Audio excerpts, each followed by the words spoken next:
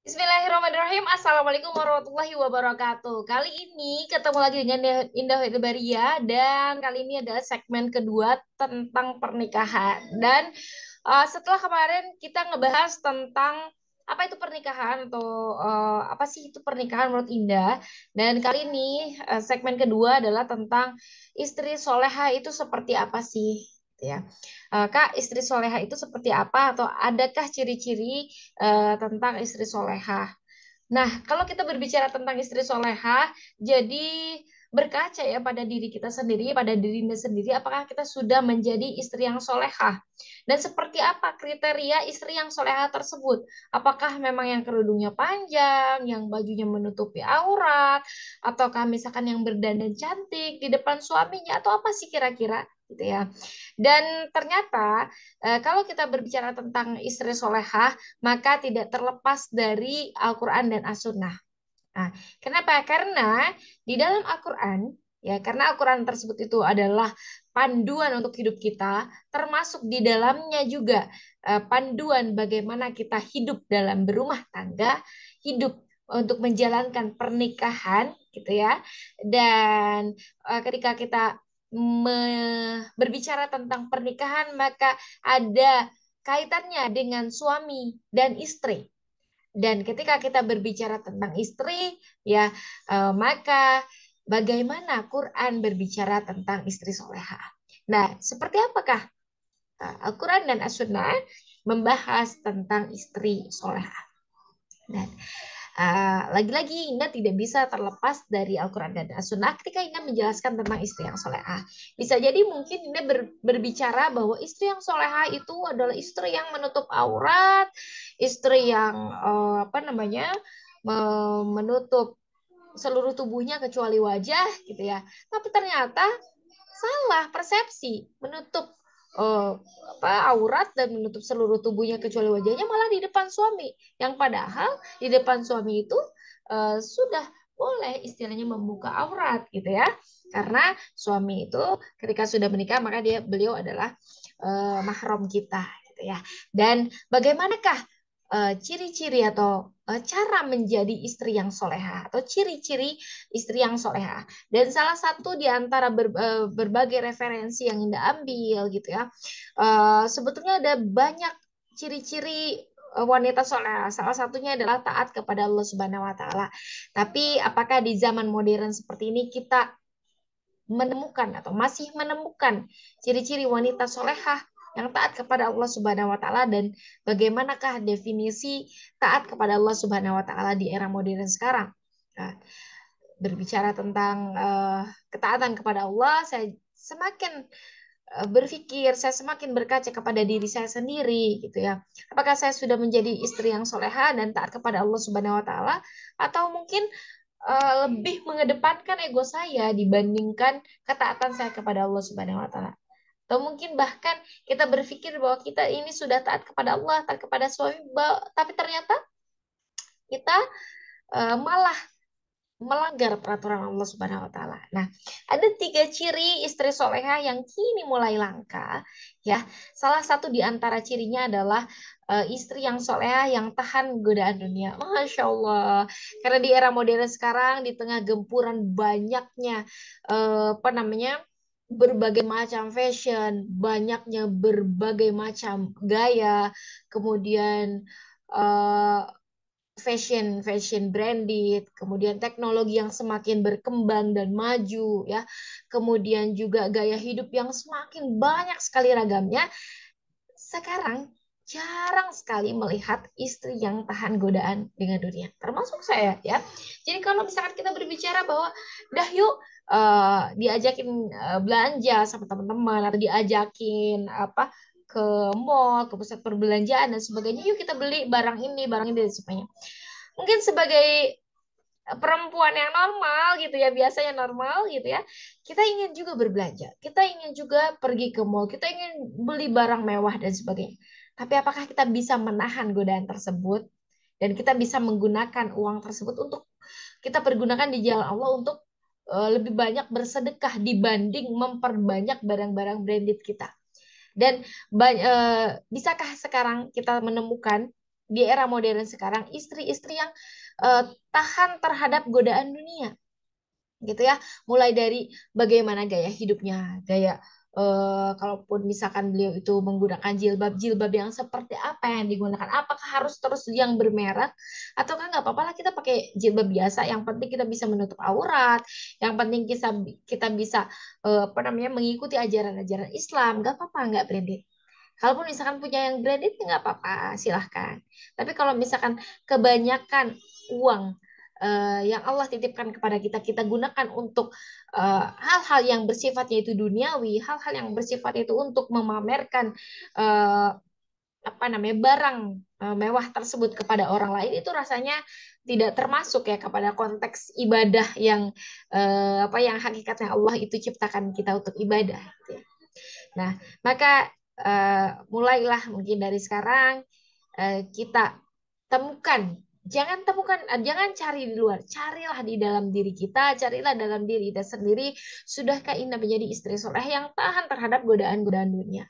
Godaan dunia itu bukan hanya dari segi berbelanja saja ya, tapi ada lagi godaan misalkan elektronik orang lain itu eh, mereknya ini gitu ya, atau kan sudah punya rumah ini yang mewah dan sebagainya. Akhirnya kita bersikeras menghalalkan segala cara untuk apa? Untuk demi apa? Menaikkan pamor kita, menaikkan popularitas kita, menaikkan apa namanya? Personal branding kita dengan cara apa? Dengan cara misalkan berhutang, dengan cara kita nauzubillah lah, menipu, mencuri dan sebagainya. Nauzubillah. Ya, jadi mudah-mudahan kita termasuk kepada ciri-ciri istri yang solehah, yang tahan, yang mampu menahan godaan dunia dan di tengah gempuran zaman yang perkembangan teknologinya semakin maju ya dan sebagainya. Dan yang kedua yang saya temukan adalah istri solehah sekarang adalah yang tahan terhadap sanjungan. Kenapa? Karena di sini saya akan coba membacakan salah satu di antara hadis-hadis ya. Pertama, semua umatku akan dimaafkan kecuali yang terang-terangan melakukan dosa. Termasuk orang-orang yang dianggap terang-terangan melakukan dosa adalah seseorang yang di malam harinya melakukan dosa, ya, sedangkan Allah telah menutupinya hingga pagi hari. Namun kemudian dia berkata, wahai fulan, saya telah melakukan ini dan itu kemarin malam. Allah menutupinya pada malam hari, namun dia sendiri yang membukanya tersebut. Nauzubillah min dzalik. Jadi, nauzubillah ya, ini jarang sekali juga kita temukan, bahkan kita berkaca pada diri sendiri di saat Allah itu sudah menutupi dosa kita kemarin. Ya, dosa kita malam hari sampai pagi hari Allah tutupi. Tapi ternyata kita buka lagi dosa tersebut di siang hari dan kita bicarakan kepada orang lain secara terang-terangan bahwa kita sudah melakukan dosa. Dengan apa? Dengan harapan kita mendapatkan sanjungan dari Allah, dari teman-teman. Kita mendapatkan sanjungan dari orang lain. Oh iya ya, dia bagus sekali. Oh iya ya, Bu Indah bagus sekali dalam hal seperti ini. Padahal sudah Allah tutupi. Sudah Allah tutupi dosa kita. Yang bahkan mungkin kita sendiri tidak merasa bahwa hal tersebut itu adalah dosa. Nah, jadi marilah kita mencoba, marilah kita belajar, marilah kita lakukan, terapkan dalam kehidupan sehari-hari untuk menjadi istri atau perempuan yang tahan terhadap sanjungan. Karena ketika kita disanjung dan dipuja-puji oleh banyak orang, sikap kesombongan atau sifat kesombongan itu senantiasa akan hadir meskipun kecil apapun itu. Ya, kenapa? Karena janjinya setan, janjinya iblis pada waktu zaman dahulu kala, ya, dia mengatakan bahwa apa? Izinkan saya untuk menggoda manusia dari sisi kanan, kiri, depan, belakang. Ya, kenapa? Karena semua apa min baini aydihim wa min khalfihim wa an aimanihim wa an syama'ilihim.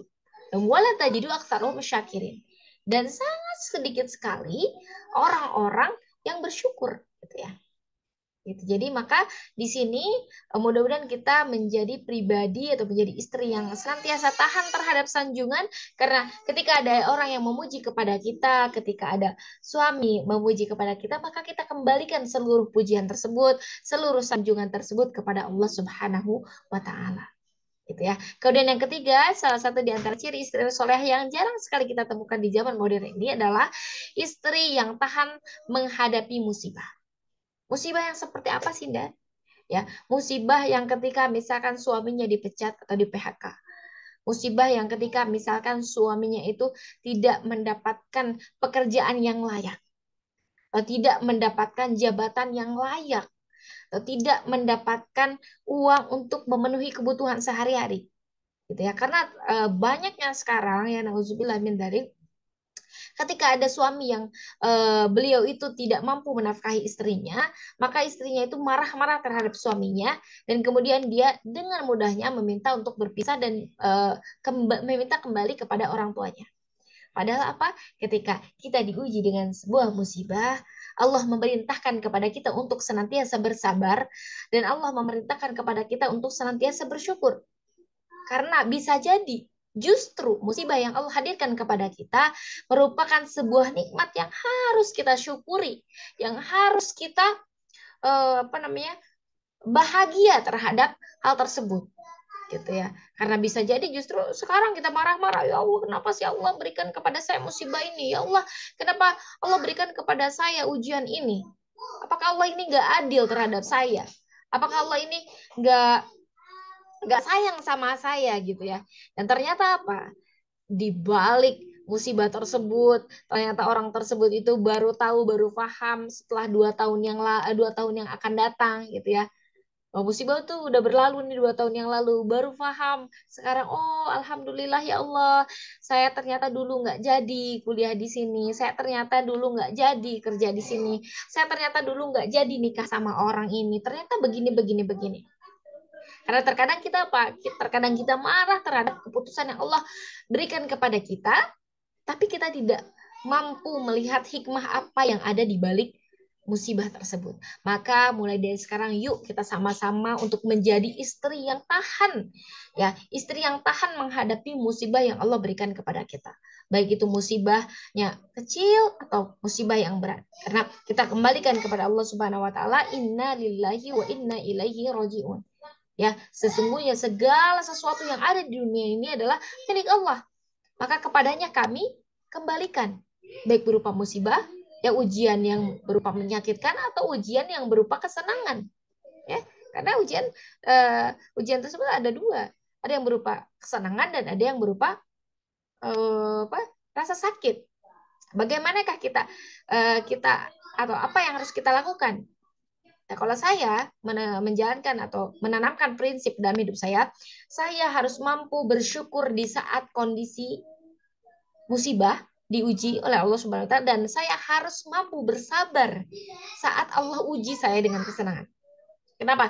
Karena terkadang ketika kita diuji dengan kesenangan kita nggak sabar, kita maunya emosional aja menghabiskan seluruh harta yang ada, gitu ya. Ayo aku udah punya uang nih sekarang 100 juta misalkan, yuk habiskan sekian sekian sekian. Kita lupa bahwa ada banyak orang di lingkungan kita yang butuh sedekah kita. Ya, yuk kita sabar di saat Allah uji kita, di saat Allah uji kita dengan nikmat, banyaknya nikmat, dan yuk kita bersyukur di saat Allah menguji kita dengan segala jenis ujian yang berupa hal-hal yang menyakitkan. Nah, kita bersyukur ya Allah, alhamdulillah ya Allah, alhamdulillah ya Allah, Engkau hari ini berikan aku rasa sakit, sehingga dengan rasa sakit ini aku bisa merasakan bahagia yang luar biasa, semakin dekat denganmu ya Allah, gitu ya. Dan ada hadis juga yang mengatakan bahwa apa?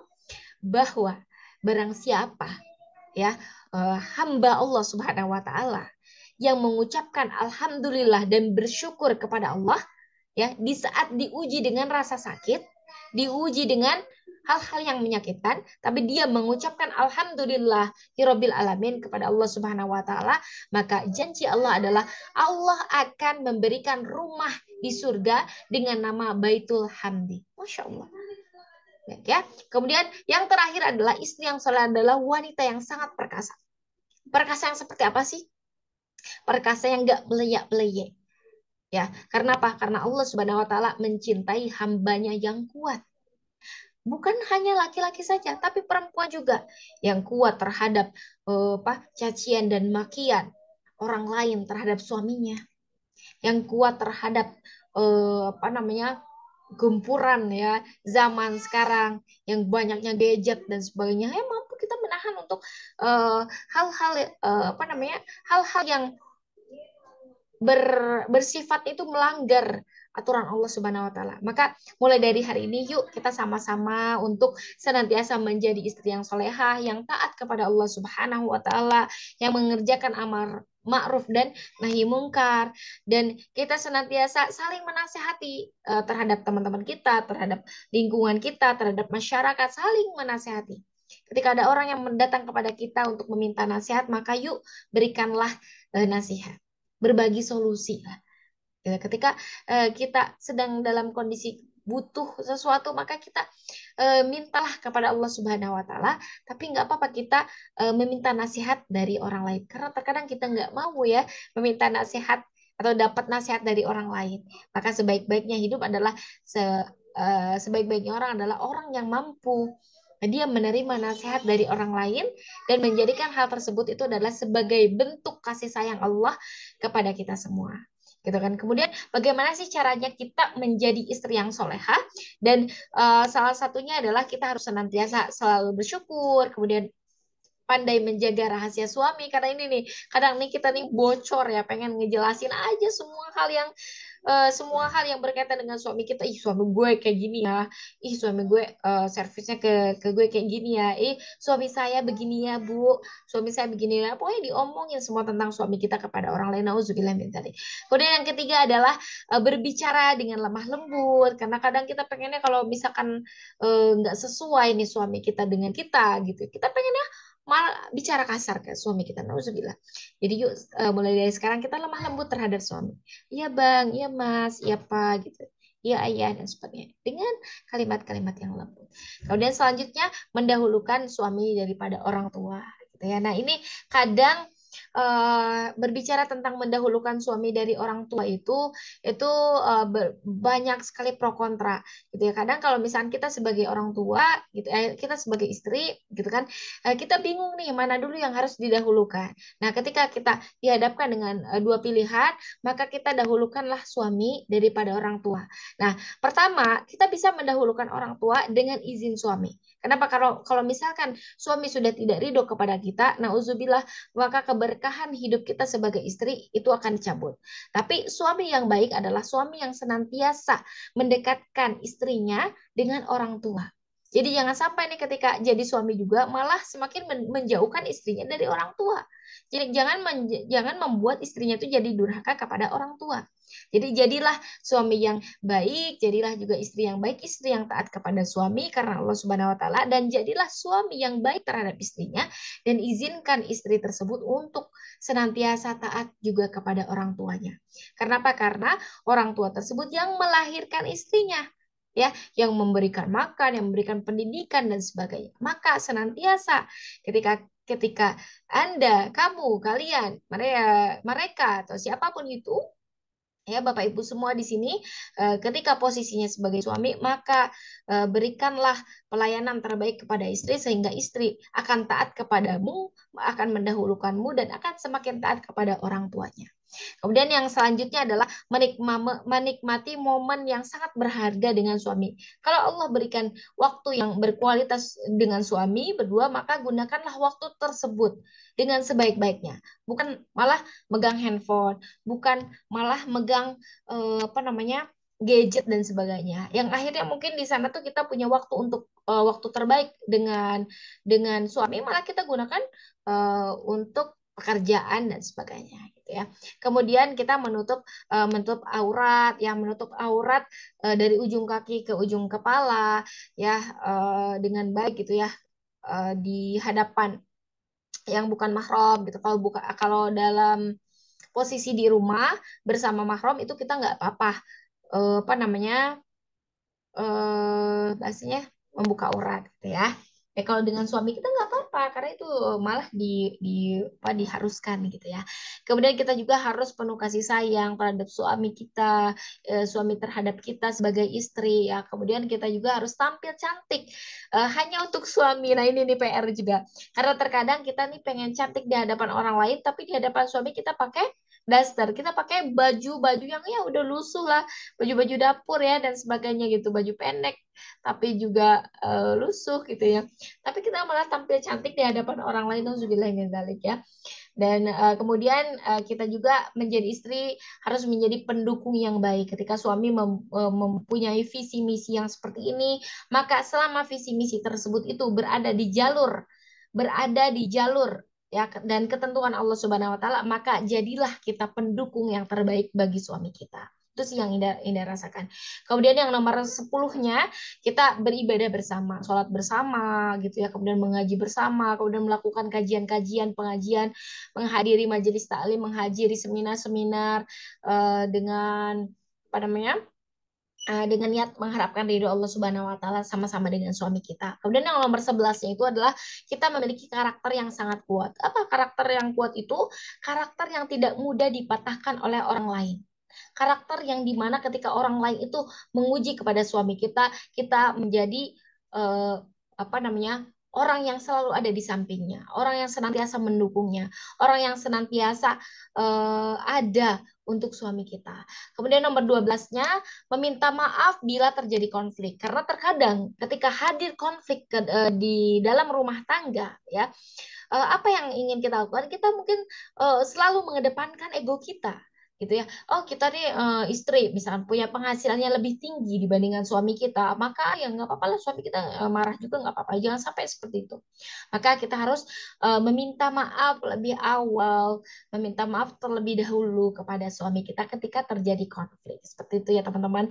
Kemudian juga kita harus cerdas mengatur keuangan. Luar biasa nih ketika eh, jujur ya, kalau misalkan ada atau tidak ada uangnya suami, maka kita wajib mampu mengatur keuangan. Karena kalau misalkan keuangan suami nggak diatur dengan baik oleh istrinya, udah gitu ya, itu kayaknya separuh kehancuran rumah tangga terasa gitu ya. Saya pribadi seperti itu. Jadi saya juga masih sangat belajar tentang bagaimana cara menjadi istri soleh tersebut, mulai dari keuangan, dari tadi ya dari atas sampai ke bawah juga, kemudian hal-hal yang berkaitan dengan kecerdasan, pengetahuan, keuangan dan sebagainya itu saya masih juga sama-sama belajar. Kemudian juga kita harus mampu menjaga pandangan dan kehormatan kita sebagai perempuan. Karena di luaran sana banyak orang-orang yang memuji kita, banyak orang-orang yang menyanjung kita, banyak orang-orang yang mungkin bisa jadi lebih baik dari suami kita, misalkan dari segi hartanya, dari segi kegantengannya, dari segi popularitas, jabatan dan sebagainya, dan semua itu harus kita tahan. Dan kita harus mampu menjaga pandangan kita agar senantiasa yang terbaik itu adalah suami kita yang sudah Allah hadirkan kepada kita dan harus jaga dengan sebaik-baiknya hingga ke surga nanti gitu ya. Dan yang selanjutnya adalah kita harus mampu menyenangkan suami gitu ya, kita memberikan pelayanan yang terbaik kepada suami. Jangan sampai ya kadang kita juga ya ngeselin banget gitu ya jadi istri kepada suami kita gitu ya.